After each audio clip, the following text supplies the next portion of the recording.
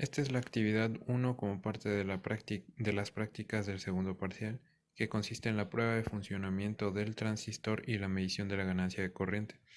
Primero presentamos los transistores. Este de aquí es nuestro transistor NPN, donde de acuerdo a la hoja de datos tenemos que las terminales son emisor, base y colector. Y este de acá es nuestro transistor PNP, que en este caso utilizamos un 2N3906. Donde de acuerdo a la hoja de datos las terminales son emisor, base y colector. Entonces primero verificaremos la prueba de funcionamiento mediante las pruebas del ohmmetro y en modo diodo. Entonces primero comprobaremos el transistor NPN, primero con la unión base emisor polarizada en directa. Vemos que en el modo ohmmetro tenemos 5.32 megaohms y ahora si la polarizamos en inversa,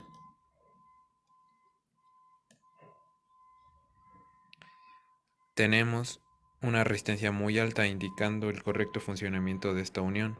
Ahora hacemos lo mismo para la unión base-colector, primero polarizándola en directa, de donde vemos que tenemos una resistencia de valor finito de 5.12 megaohms, y ahora al colocarla en inversa, vemos que tenemos una resistencia muy grande. Esto indica también el correcto funcionamiento de la unión base-colector, por lo que podemos concluir que de acuerdo a la prueba del ohmmetro, el transistor NPN funciona correctamente. Ahora realizaremos las pruebas en el modo diodo. Primero vamos a verificar ambas uniones, base emisor y base colector del transistor NPN. Primero tenemos la unión base emisor polarizada en directa y vemos un voltaje de activación de 0.693 volts. Ahora la unión base colector polarizada en directa, tenemos un voltaje de 0.688 volts. Ahora hacemos el mismo procedimiento, pero con las uniones polarizadas en inversa.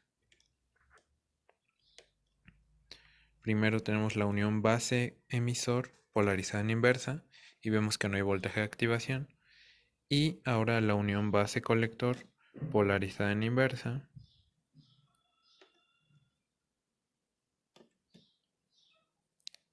Vemos que tampoco tenemos un voltaje de activación, por lo que este transistor funciona correctamente de acuerdo a la prueba de diodo y a la prueba del ohmmetro. Ahora vamos a repetir el mismo procedimiento, pero utilizando el transistor PNP. Recordando que en el transistor PNP todas las uniones son complementarias a las del NPN. Entonces primero realizaremos la prueba del ohmmetro para el transistor PNP. Entonces primero polarizamos la unión base emisora en directa y tenemos una resistencia finita de 5.56 megaohms. Y de nueva manera hacemos la polarización en directa de la unión base colector y tenemos una resistencia finita de 5.28 megaohms. Ahora repetiremos el mismo procedimiento pero con las uniones polarizadas en inversa. Primero tenemos la unión base emisora en inversa y vemos una alta resistencia. Y ahora tenemos la unión base colector en inversa mostrando una alta resistencia. Esto nos muestra que de acuerdo a la prueba del ohmmetro, este transistor PNP funciona correctamente. Ahora repetiremos el mismo procedimiento, pero utilizando el modo diodo. Entonces, nuevamente comenzaremos por probar el transistor, primero con las uniones polarizadas en directa. Entonces ahí tenemos la unión base emisor polarizada en directa y un voltaje de activación de 0.693 volts. La unión base colector polarizada en directa, tenemos un voltaje de 0.681 volts. Ahora procedemos a probarlas en inversa.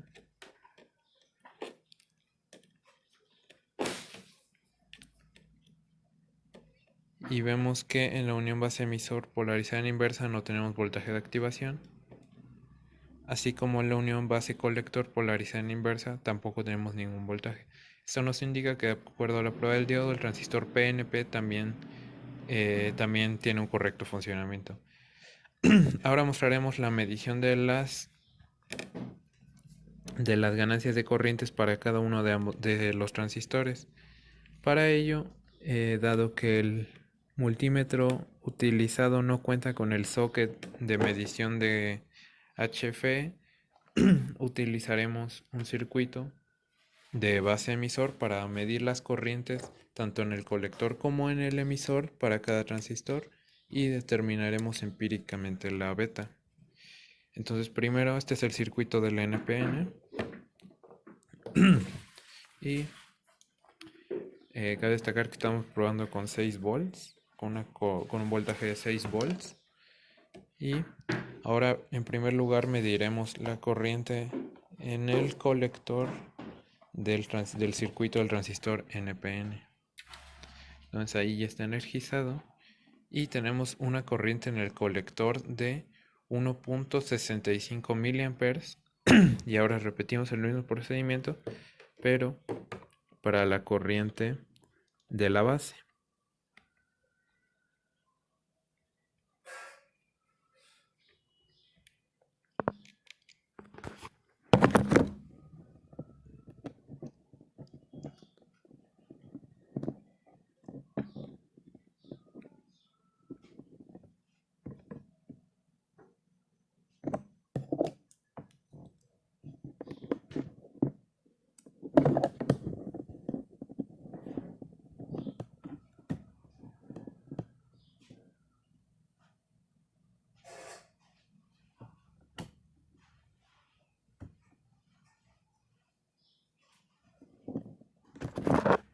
Y ahora estamos midiendo la corriente en la base y tenemos una corriente en la base de 3.4 microamperes.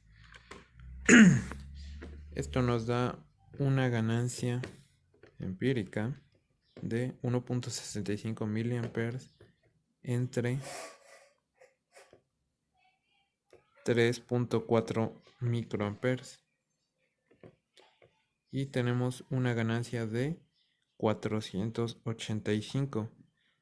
Cabe destacar que esta ganancia no es exactamente precisa, ya que no se tienen condiciones controladas en el circuito. Ahora repetiremos el mismo procedimiento pero para el transistor PNP. Primero midiendo la corriente en el colector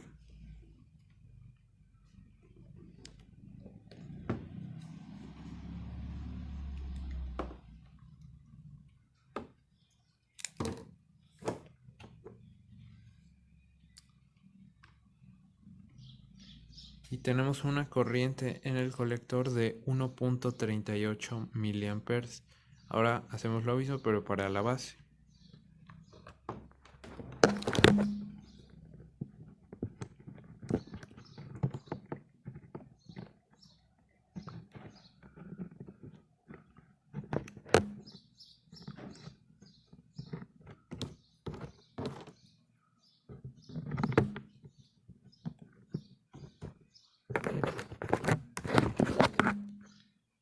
Y ahora tenemos el amperímetro en la base y vemos que tenemos una corriente de 3.4 microamperes.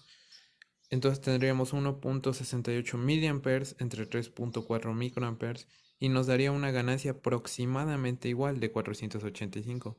La similitud de las ganancias se debe principalmente a que estos transistores son complementarios y probablemente el diseño de ellos fue pensado de esta manera. Ahora se procede a mostrar cómo varía la ganancia beta dependiendo de la temperatura. Ahora procederemos a mostrar los efectos de la variación de la beta debido al incremento de temperatura. Como bien sabemos, a mayor temperatura la beta incrementa más. Para hacer esto, mediremos la corriente en el colector que es directamente proporcional a la beta. En este momento tenemos el circuito armado con el PNP y tenemos una corriente en el colector de 1.42 miliamperes. Entonces ahora acercaremos la llama y veremos cómo la corriente empieza a subir. ¿Ok? Esto es indicativo directamente de que la beta varía directamente con el aumento de la temperatura. Entonces ahora estamos viendo que está enfriándose, ya no tenemos el encendedor encendido cerca del transistor, entonces ahora se enfría y vemos que la corriente en el colector disminuye y por lo tanto la beta disminuye. Claro que hay que considerar también los efectos de una variación en la corriente de la base, sin embargo, La variación en la corriente del colector es mucho mayor debido a la temperatura y por lo tanto la beta aumenta.